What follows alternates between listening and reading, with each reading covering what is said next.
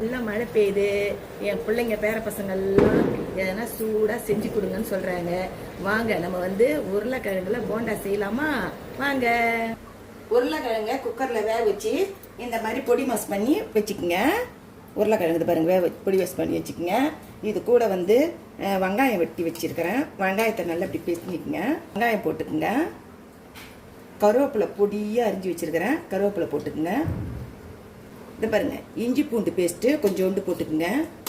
ஒரு கேரட்டு தூரி சீவி வச்சுருக்கேன் பொடியாக, அதையும் போட்டுக்குங்க. கொத்தமல்லி புதினா வச்சுருக்கேன் பொடியாக, அதையும் அரிஞ்சு போட்டுக்குங்க. அதையும் போட்டுக்குங்க.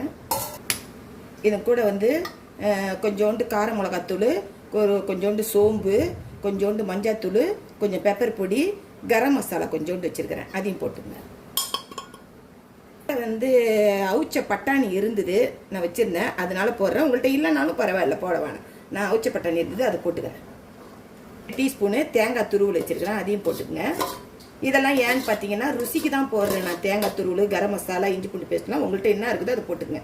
தேவையான அளவுக்கு உப்பு போட்டுக்குங்க. ஒன்றா போட்டு நல்லா உருண்டை பதத்துக்கு பேசிக்கிங்க. இந்த பாருங்கள், உப்பு பதம் பார்த்து இந்த மாதிரி நல்லா இந்த மாதிரி பேசிக்கிங்க. தண்ணியெல்லாம் ஊற்றக்கூடாது, அதில் இருக்கிறதே போதும். இந்த பாருங்கள், இப்போ நான் உண்டையாக பிடிச்சி வச்சுக்கிறேன். நம்ம பிடிச்சி வச்சுக்கோ, ஈஸியாக இருக்கும் வேலை. இங்கே பாருங்கள், உருண்டை பிடிச்சி வச்சுக்கோங்க. இந்த மாதிரி இது பஜ்ஜி மாவு இருக்குது இல்லைங்களா, அது பஜ்ஜி பதத்துக்கே பஜ்ஜி மாவு கரைச்சி வச்சுக்கோங்க. எண்ணெய் தேவையான எண்ணெய் ஊற்றிக்கோங்க. எண்ணெய் காயட்டும். இது உள்ளே போட்டுருங்க.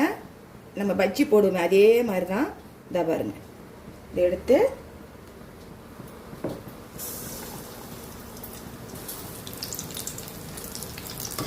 போண்டா ரெடி ஆயிடுச்சு பாருங்க.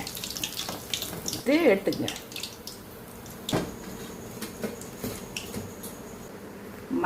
மழைக்கு சூடான மசாலா போண்டா ரெடி ஆயிடுச்சு. இங்கே பாருங்க, அருமையா இருக்கும் இந்த மசாலா போண்டா. நான் மீடியம் சைஸு ஒரு 4 உருளைக்கிழங்கு தான் போட்டேன். ஒரு 2 வெங்காயம் வெட்டினேன், ஒரு கேரட்டு. நான் வீட்டில் இருக்கிற ஜாமானை போட்டேன்னா உங்கள் வீட்டில் என்ன காய்கறி இருக்குதோ அதை சேர்த்துக்குங்க. பாருங்க, 4 உருளைக்கிழங்கு எப்படி பாருங்க 20 போண்டா கிட்ட வந்துருக்குது பாருங்க. சூப்பராக குடும்பத்தோடு உட்காந்து சாப்பிடலாம். பாருங்க, இந்த போண்டா எப்படி இருக்குதுன்னு பாருங்க.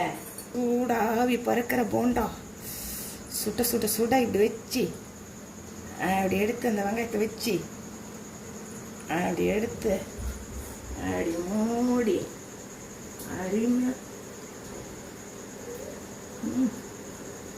சூப்பர் சூப்பர் அருமையா இருக்கு. இதே மாதிரி நீங்களும் செஞ்சு ஒரு பாய்.